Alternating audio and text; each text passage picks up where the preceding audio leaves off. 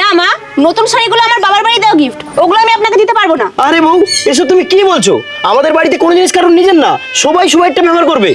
যাও মা, তুমি আলমারি থেকে তোমার পছন্দের শাড়িটা নিয়ে নাও, যাও। বৌদি তোমার ফেস ওয়াশটা আমাকে একটু দেবে?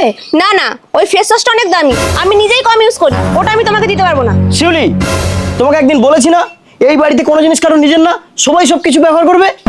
বোন তুই যা, ঘরে টেবিলে আছে, ফেস ওয়াশটা নিয়ে নিবি যা। আজ আমি একটু শহরে যাচ্ছি, আসতে হয়তো আমার একটু লেট হতে পারে, তার ভিতর যদি আমার বন্ধু এসে যায় তাহলে তুমি একে একটু যত্ন খাতির করো। বউ, বউ, আরে দরজা খোলো।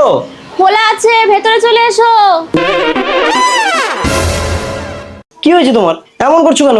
আরে তোমার বন্ধু এসেছিল, তোমার বন্ধু তো তোমার থেকেও দুষ্টু। কেন, কি করেছে ও? আমাকে একটু আদর করতে চেয়েছিল। হে, এই তুমি আবার আদর টাদর করতে দিয়েছো নাকি? আসলে প্রথমে তো দেবো না ভেবেছিলাম, কিন্তু এই বাড়ির কোনো জিনিস তো কারণ নিজের না, তাই দিয়ে দিলাম।